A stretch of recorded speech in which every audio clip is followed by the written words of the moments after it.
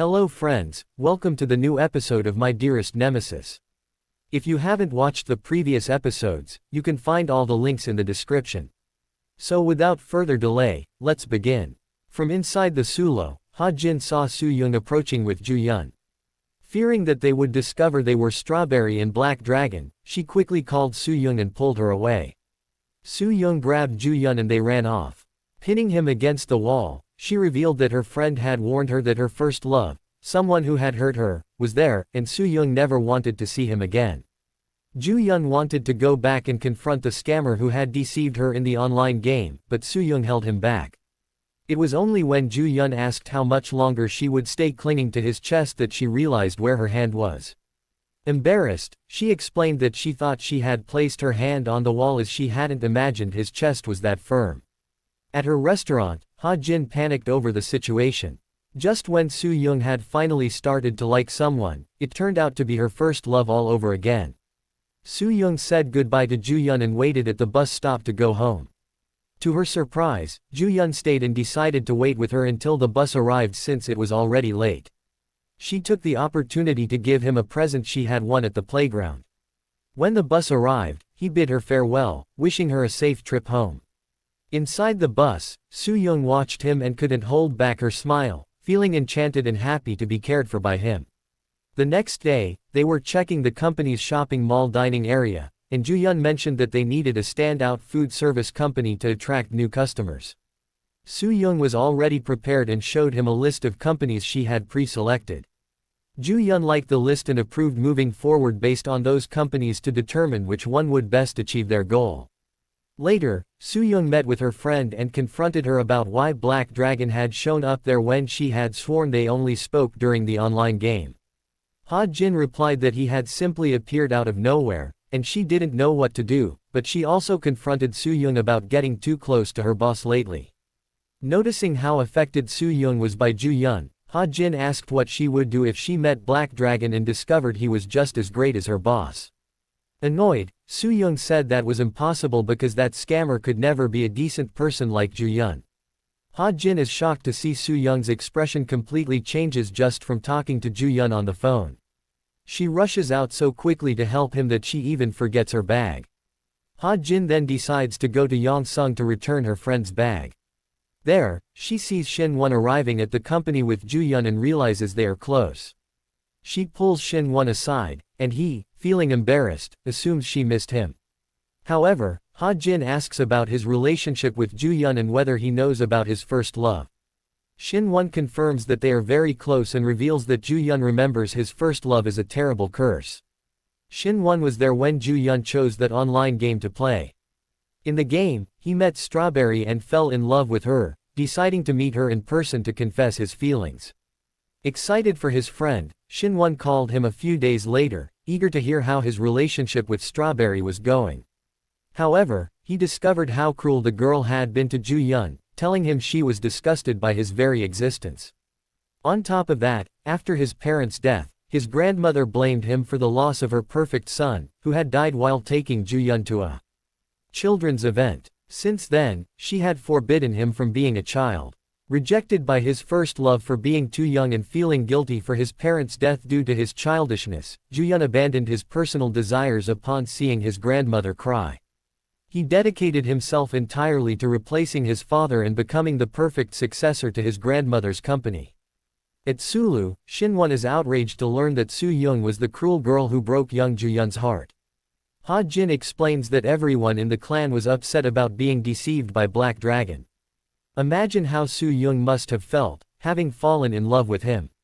Once they both calm down, Shin-won states that the most important thing is to make sure they never find out the truth, as that would be the end of Soo-young, who would have her life destroyed by Ju-yeon.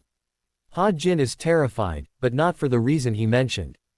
Instead, she imagines the terrible things Soo-young would be capable of doing to Ju-yeon, knowing that she never backs down and always counterattacks with twice the strength.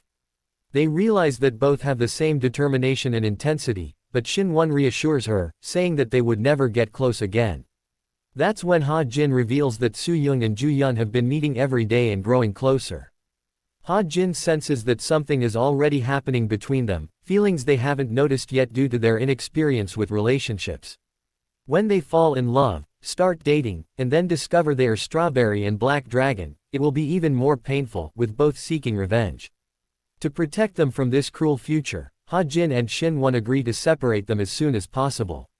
At night, Ha Jin brings several men to her restaurant in a failed attempt to get Soo Young to choose one for a blind date and forget about Ju Yun. The next day, Shin Won tries to make Ju Yun forget about Soo Young by saying he found out she likes someone from the company. The problem is that Ju Yun gets even more excited, believing that person must be him. During a meeting with her co-workers, Soo Young finds out that Shin Won has been asking about her. As bold as ever, she sends him a message in the company chat, asking to talk in person. As he was leaving his office, Ju Yun overhears employees talking about Soo Young and Shin Won going out together after work. Feeling jealous, he decides to see them for himself, fearing that she might be another one falling for his womanizing friend. However, when he sees them smiling and talking, Ju Yun simply steps back, saddened by the thought that she doesn't like him after all. However, the conversation was completely different from what he assumed. Soo Young gets straight to the point and asks if Shin Won is interested in her. Used to women falling for him, Shin Won is surprised to find another who seems immune to his charm. But Soo Young isn't interested in whether he likes her.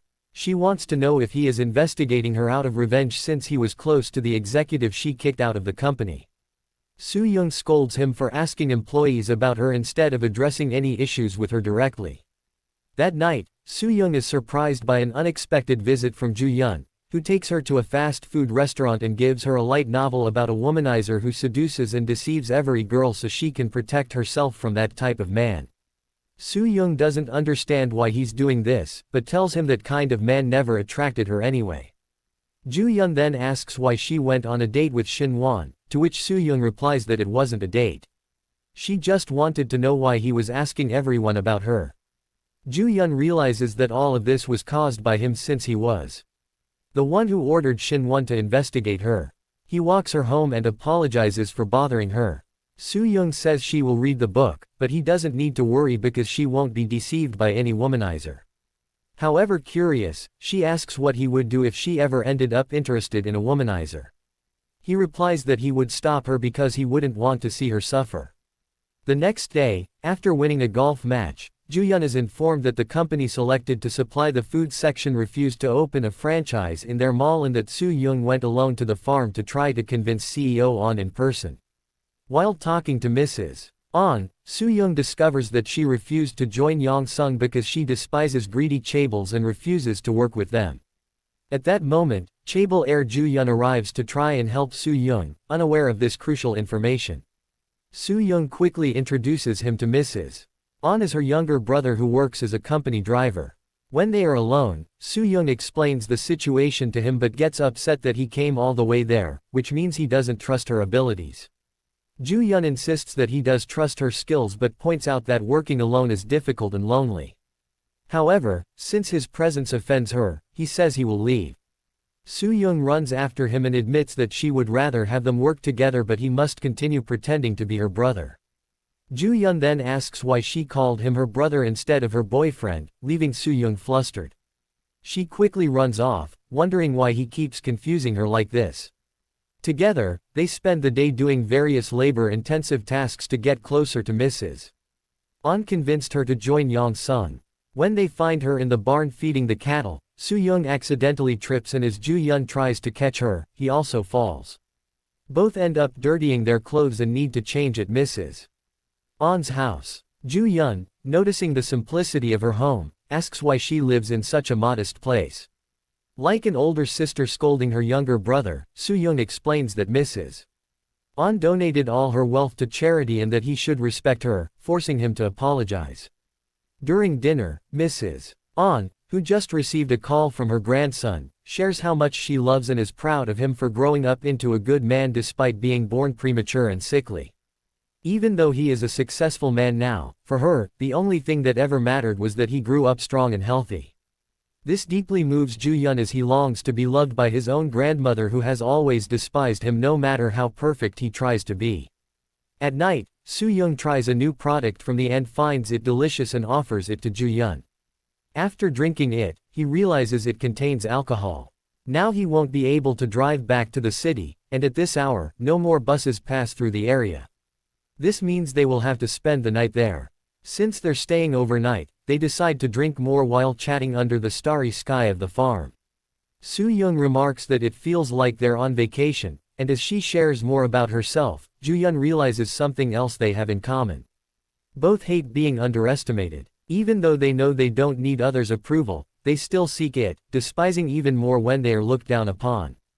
Ju-yeon reveals that just like her, he was hurt by his first love and never wants to see her again. They toast, drink, talk, laugh, and grow closer, making it harder and harder to resist the desire and attraction between them. Suddenly, Soo-young receives a call from Ha-jin, who is worried about her being alone on a farm with her boss. To reassure her, Soo-young says that he's almost the same age as her younger brother and that she doesn't see him as a man. Ju-yeon overhears this and feels both hurt and annoyed. When she returns and finds him drunk, Ju-yeon reminds her how much hates being underestimated. He then pulls her close and kisses her. He asks if she still doesn't see him as a man and kisses her again. Soo-young doesn't resist and kisses him back, with even greater intensity. And that's it for this episode of My Dearest Nemesis. Things are really heating up between Soo-young and Ju-yeon. What will happen next? Will they finally realize the truth about each other, or will their growing feelings make it even more complicated? Let me know your thoughts in the comments below. Don't forget to like, subscribe, and turn on the notification bell so you won't miss the next episode. You can also check out the previous episodes linked in the description. Thanks for watching, and I'll see you in the next one.